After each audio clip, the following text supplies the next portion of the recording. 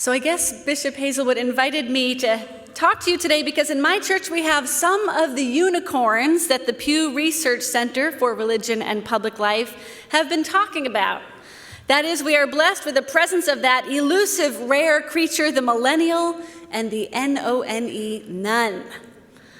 Not long ago, we were a pretty typical struggling urban mainline Protestant parish, beset on every side by foes and rivals, like universities with their emphasis on critical thinking and science, and an even more terrible and foe fatal to the church, brunch.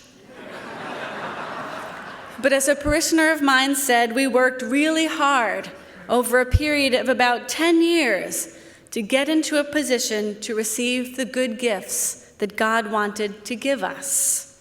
How's that for dodging the works righteousness, grace through faith controversy? And our work paid off, and so did God's grace. We have experienced at my church a slow motion miracle, and now our church is pretty full on Sundays.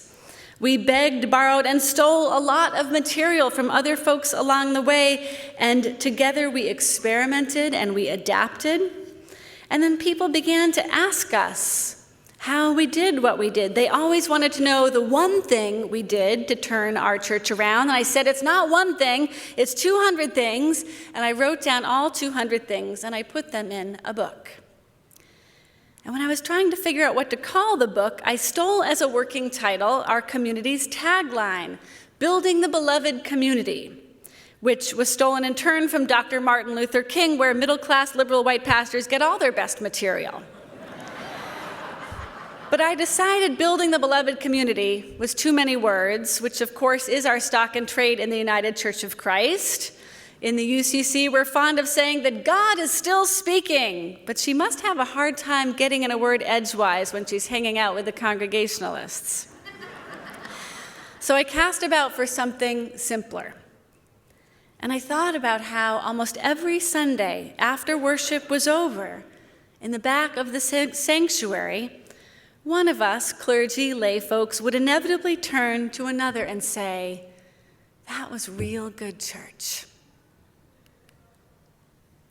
It's not meant to be self-aggrandizing when we say it. It's an expression that we felt the presence of God that day, and that we had really shown up as our most authentic and human selves. And those two things together, being your real self before a God who is also real, that feels better than anything.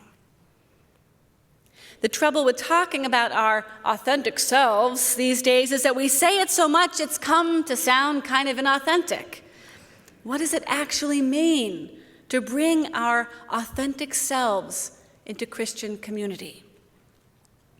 Well, at our church, it means bringing all of our joy, all of our pain, our sins and shadows, our hopes and longings with us into church.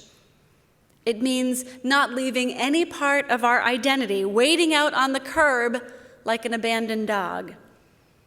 It means being the same person on Saturday night and on Sunday morning. Being authentic means not pretending to be more mature or pious or sane than we actually are.